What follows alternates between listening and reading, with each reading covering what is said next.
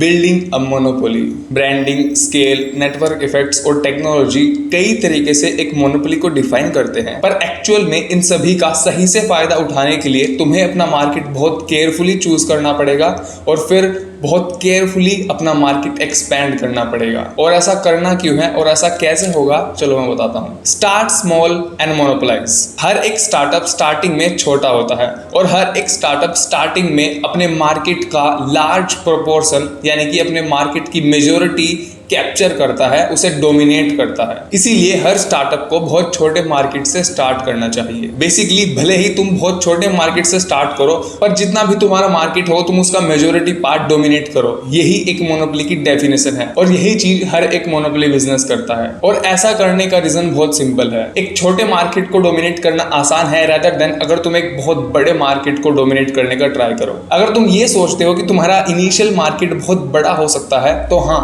वो बिल्कुल हो सकता है, पर यहाँ पर एक गलती बिल्कुल भी मत करना। जब मैं कह रहा हूं कि तुम्हें छोटे मार्केट से स्टार्ट करना है तो उसका मतलब है छोटा मार्केट, ना कि एक मार्केट जो एग्जिस्ट ही नहीं करता। तुम्हारा मार्केट छोटा होना चाहिए, वो एटलीस्ट एग्जिस्ट करना चाहिए, रेदर देन कि तुम्हारा मार्केट एग्जिस्ट ही नहीं करता और तुम्हें लग रहा है कि मार्केट है, जबकि एक्चुअल में वहां पर कोई कस्टमर्स या कोई कंज्यूमर्स है ही नहीं। पीटर थिल ने और उनकी टीम ने जब पेपैल स्टार्ट किया था तब उन्होंने भी यही गलती करी थी। उनका पहला प्रोडक्ट एक पेमेंट्स प्रोडक्ट था जो कि एक पाम पायलट से दूसरे पाम पायलट तक पेमेंट सेंड करने और पेमेंट रिसीव करने की सर्विस प्रोवाइड करता था। पाम पायलट कुछ इस तरह का टैबलेट जैसा प्रोडक्ट हुआ करता था। वैसे तो लाखों लोगों के पास पाम पायलट्स थे और लाखों लोग पाम पायलट्स को यूज करते थे, पर वे सभी यूजर्स पूरी दुनिया में बिखरे हुए थे और वे किसी भी तरह से कनेक्टेड नहीं थे। उन सभी में बहुत ही कम चीजें कॉमन थी। वे सभी बिल्कुल अलग थे, geography wise, nationality wise, language wise and so on. और वे सभी अपने डिवाइसेस को या फिर अपने पाम पायलट्स को बहुत रेयरली और बहुत कम यूज किया करते थे। तो बेसिकली पेपैल ने जो पाम पायलट्स के लिए उस टाइम पर पेमेंट्स प्रोडक्ट बनाया था उसकी किसी को जरूरत नहीं थी। मतलब उनके पास कोई कस्टमर्स नहीं थे, उनका कोई मार्केट एग्जिस्ट ही नहीं करता था। अपनी इस गलती से सीख लेने के बाद पीटर थिल और उनकी पूरी टीम ने अपना सारा फोकस ईबे ऑक्शन पर डाल दिया, जहां पर उन्हें उनकी पहली सक्सेस मिली। लेट 1999 में ईबे के पास हजारों पावर सेलर्स हो गए थे। पावर सेलर्स का बेसिकली मतलब है टॉप रेटेड सेलर्स, यानी कि जिनके प्रोडक्ट्स सबसे ज्यादा बिकते हैं। और सिर्फ 3 महीने के डेडिकेटेड एफर्ट के बाद वे अपने इस मार्केट का 25% ओन करते थे। बेसिकली पेपैल यहाँ पर इन सारे पावर सेलर्स को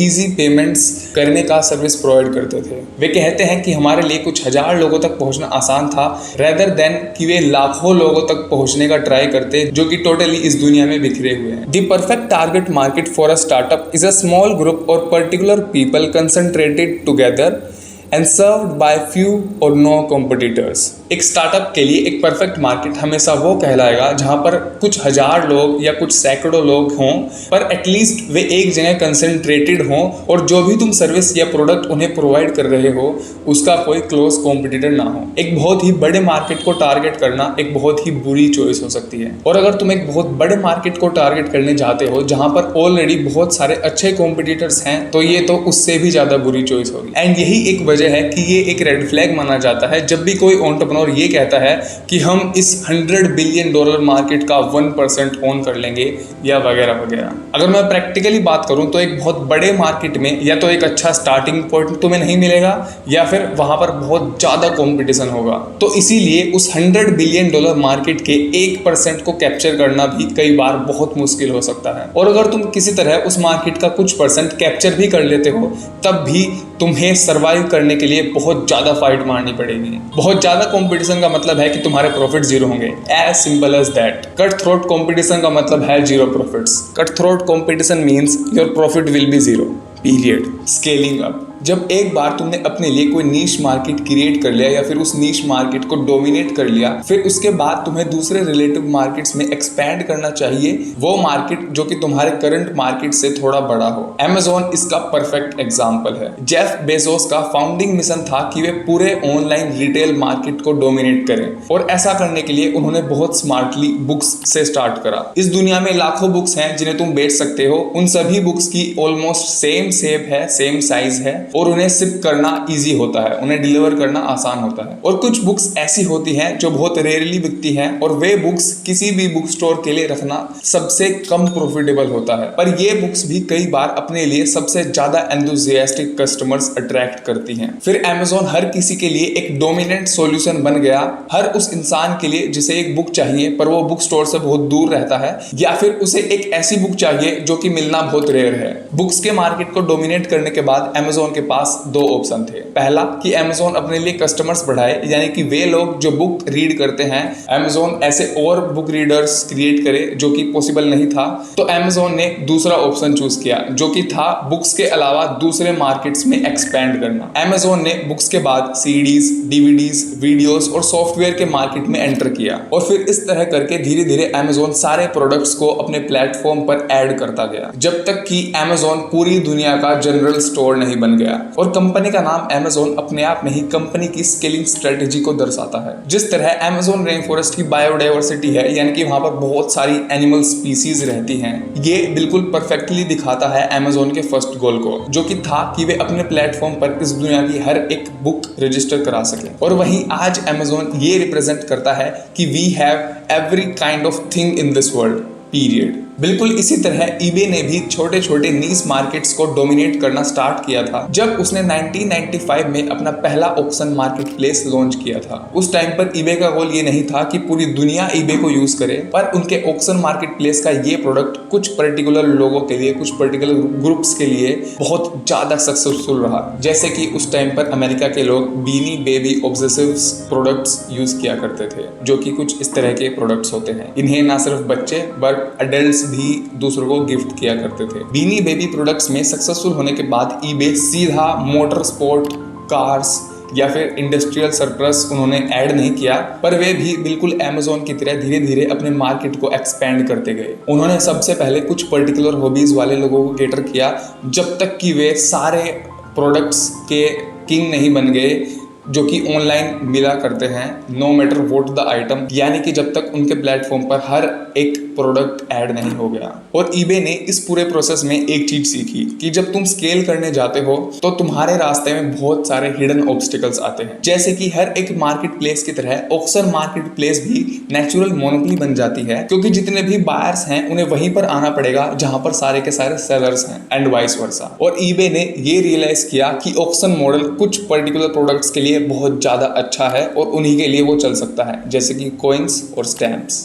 eBay या फिर उसके जैसा कोई भी ऑक्शन मार्केट प्लेस बाकी कमोडिटी प्रोडक्ट्स के लिए उतना अच्छा नहीं है, क्योंकि सिंपली लोग पेंसिल्स या फिर बॉक्सेस जैसी नॉर्मल चीजों पर बिड नहीं करना चाहेंगे। वे ऐसी नॉर्मल चीजों को डायरेक्टली Amazon से खरीद लेते हैं। eBay आज भी एक बहुत ही वैल्यूएबल मोनोपोली बिजनेस है, बस इतना सा फर्क है कि ये उतना बड़ा नहीं है जितना कि 2004 में लोग सोच रहे थे कि ये इतना बड़ा हो जाएगा। Sequencing markets correctly is underrated and it takes discipline to expand gradually. तुम किस तरह से अपने मार्केट्स को सीक्वेंस करते हो ये बहुत ज्यादा इंपॉर्टेंट है। मतलब कि तुमने पहले किस प्रोडक्ट से स्टार्ट किया और फिर उसके बाद तुम कौन सा प्रोडक्ट, कौन सा मार्केट चूज करते हो, कौन सा मार्केट में एक्सपैंड करना तुम चूज करते हो, ये बहुत ज़्यादा इंपॉर्टेंट है। और इस एक्सपेंशन के प्रोसेस में डिसिप्लिन मेंटेन करना उससे भी ज़्यादा इंपॉर्टेंट है। हर एक सक्सेसफुल कंपनी एक चीज जरूर करती है, वे सबसे पहले एक स्पेसिफिक नीश मार्केट को डोमिनेट करते हैं और फिर दूसरे रिलेटिव मार्केट्स में ग्रेजुअली और डिसिप्लिन के साथ एक्सपैंड करते हैं, जो कि ऑफ कोर्स उनके फाउंडिंग विजन का एक नैरेटिव होता है, don't disrupt. Silicon valley disruption से बहुत ज़्यादा ऑब्सेस्ड है और अब ये ट्रेंड इंडिया में भी स्टार्ट हो चुका है। डिसरप्शन का बेसिकली मतलब ये होता है कि कैसे कोई कंपनी टेक्नोलॉजी का यूज करके एक लो एंड प्रोडक्ट निकालती है जिसका प्राइस बहुत लो होता है और वे अपने प्रोडक्ट को टाइम के साथ इंप्रूव करते जाएं और इस तरह करके जितने भी मार्केट में प्रीमियम प्रोडक्ट्स हैं उन्हें ओवरटेक कर ले वे प्रोडक्ट्स जो कि पुरानी टेक्नोलॉजी यूज करते हैं। डिसरप्शन के कुछ बहुत अच्छे एग्जाम्पल्स हैं। पहले के टाइम पर कंप्यूटर्स हुआ करते थे, बहुत बड़े बड़े कंप्यूटर्स, और उन्हें पर्सनल कंप्यूटर्स यानी पीसीज ने पूरी तरह से रिप्लेस कर दिया। जबकि इनिशियली जब पीसीज लॉन्च हुए थे तब वे बहुत ज़्यादा रेलिवेंट लगते थे, लेकिन धीरे धीरे उन्होंने पूरे कंप्यूटर का मार्केट डोमिनेट कर दिया और आज बिल्कुल ऐसा ही हमारे स्मार्टफोन्स पीसीज के साथ कर रहे हैं। हालांकि आजकल डिसरप्शन का मतलब बहुत ज़्यादा चेंज हो गया है। डिसरप्शन बस एक बज़वर्ड बन गया है हर उस चीज के लिए जो ट्रेंडिंग है और नहीं है। अब क्योंकि डिसरप्शन एक फैड की तरह बन गया है जो कि हर एक एंटरप्रेन्योर की अंडरस्टैंडिंग को एक कॉम्पिटिटिव वे में लेके चला जाता है। डिसरप्शन सिस्टम का यूज एक थ्रेट की तरह किया जाता है हर एक कंपनी के लिए जो ऑलरेडी एग्जिस्ट करती है, जो पुरानी टेक्नोलॉजी यूज करती है। तो इसका मतलब है कि स्टार्टअप्स का डिसरप्शन से ऑब्सेशन ये दिखाता है कि वे अपने आप को दूसरी पुरानी कंपनीज की नजरों से देखते हैं। अगर तुम अपने आप को बस एक डिसरप्टर की तरह ट्रीट करोगे, यानी कि अपने आप को एक रिवोल्यूशनरी की तरह ट्रीट करोगे, तो तुम्हें अपने पूरे रास्ते में बस प्रॉब्लम्स ही दिखेंगी और ऑब्स्टेकल्स ही दिखेंगे। पर अगर तुम सच में कुछ नया क्रिएट करना चाहते हो तो ये जो एक्ट ऑफ क्रिएशन है ये कहीं ज़्यादा इंपॉर्टेंट है जितना कि ये सारी पुरानी कंपनी सोचती हैं। अगर तुम एज अ कंपनी तुम्हारे ओपोजिशन के लिए बस एक और ऑलरेडी एग्जिस्टिंग फर्म हो तो तुम्हारे लिए मोनोपोली बन पाना बहुत मुश्किल है। मतलब तुम अपने बिजनेस को एक मोनोपोली बिजनेस नहीं बना पाओगे। डिसरप्शन हमेशा अटेंशन ग्रैब करता है। डिसरप्टर्स वे लोग होते हैं जो हर जगह ट्रबल ढूंढते हैं और उन्हें ट्रबल मिल भी जाता है। स्कूल में डिसरप्टिव बच्चों को प्रिंसिपल के ऑफिस भेज दिया जाता है और डिसरप्टिव कंपनीज कई बार दूसरी कंपनीज के अगेंस्ट वे लड़ाई लड़ती हैं जो वे कभी जीत ही नहीं सकती। इसका एक बहुत अच्छा एग्जांपल है नैपस्टर। नैपस्टर एक कंपनी है यूएस की सिलिकॉन वैली की जिसके नाम का मतलब ही है ट्रबल। शॉन फैनिंग और शॉन पार्कर नैपस्टर्स के दो टीनेज फाउंडर्स थे जो कि 1999 में पूरी म्यूजिक रिकॉर्डिंग इंडस्ट्री को डिसरप्टिव करना चाहते थे। उससे अगले साल वे दोनों टाइम्स मैगजीन के कवर पेज पर आए और उससे अगले साल ही उन्होंने बैंकरप्सी फाइल कर दी। अब पीटर थिल यहाँ पे कहते हैं कि पेपैल को भी एक डिसरप्टर की तरह देखा जा सकता है, पर उन्होंने डायरेक्टली किसी भी बड़े कॉम्पिटिटर को चैलेंज नहीं किया। As you craft a plan to expand to adjacent markets, don't disrupt, avoid competition as much as possible, the last will be the first. तुमने फर्स्ट मूवर एडवांटेज के बारे में तो सुना ही होगा। अगर तुम किसी मार्केट में सबसे पहले एंटर करते हो तो तुम उस मार्केट का एक बहुत बड़ा पार्ट कैप्चर कर पाओगे, जबकि तुम्हारे कॉम्पिटिटर्स बहुत ज्यादा स्ट्रगल करेंगे मार्केट में एंटर करने के लिए। But moving first is a tactic not a goal. किसी भी मार्केट में सबसे पहले एंटर करना एक टैक्टिक हो सकता है, यानी कि एक शॉर्ट टर्म स्ट्रेटेजी हो सकती है, कभी भी एक गोल नहीं हो सकता। हर एक कंपनी के लिए एक चीज जो सबसे ज्यादा इंपॉर्टेंट है वो है फ्यूचर में कैश फ्लो जनरेट करना। तो इस चीज से कभी भी बिल्कुल भी फर्क नहीं पड़ेगा कि किसी मार्केट में तुमने सबसे पहले एंटर किया, जब तक कि कोई तुम्हारे बाद आने वाला बंदा मार्केट में एंटर करता है और वो तुम्हें बिल्कुल मार्केट से वाइप आउट कर देता है, बिल्कुल गूगल की तरह, बिल्कुल जैसा गूगल ने किया था सर्च इंजन मार्केट में। तो इससे कहीं गुना ज्यादा अच्छा है कि तुम किसी मार्केट में लास्ट मूवर बन जाओ, जिसका मतलब है to make the last great development in a specific market and enjoy years और even decades of monopoly profits. मतलब तुम किसी स्पेसिफिक मार्केट में सबसे लास्ट में एंटर करो, पर तुम सबसे अच्छी डेवलपमेंट उस मार्केट में करो, उस सबसे अच्छी टेक्नोलॉजी का इन्वेंशन तुम उस मार्केट में करो, जिससे कि तुम कई सालों तक एंड इवन कई डेकेड्स तक मोनोपोली प्रॉफिट्स एंजॉय कर सको और तुम उस मार्केट में एक मोनोपोली बन जाओ। और ऐसा करने का बस एक ही तरीका है कि तुम पहले एक छोटी नीश को डोमिनेट करो और फिर वहां से तुम एक्सपैंड करते जाओ। जो भी बातें मैंने करी उनके लिए ये कहना बिल्कुल सही होगा कि बिजनेस इज लाइक चेस। और grand master Jose Raul Capablanca ने इसे बिल्कुल सही तरीके से बताया है, to succeed you must study the end game before everything else. Successful होने के लिए तुम्हें सबसे पहले अपना एंड गेम स्टडी करना पड़ेगा हर चीज से पहले। तो इसी के साथ हमारी मोनोपोली वाली सीरीज कंप्लीट हो जाती है, जिसमें हमने मोनोपोली बिजनेस कैसे क्रिएट किया जाता है, मोनोपोली बिजनेस कैसे काम करता है और तुम मोनोपोली बिजनेस कैसे क्रिएट कर सकते हो, इन्हीं सब चीजों के बारे में हमने सारी बातें करी। आई होप कि आपको ये पूरी वीडियो और ये पूरी मोनोपोली बिजनेस वीडियोस वाली सीरीज पसंद आई होगी और आपको ये वैल्यूएबल लगी होगी।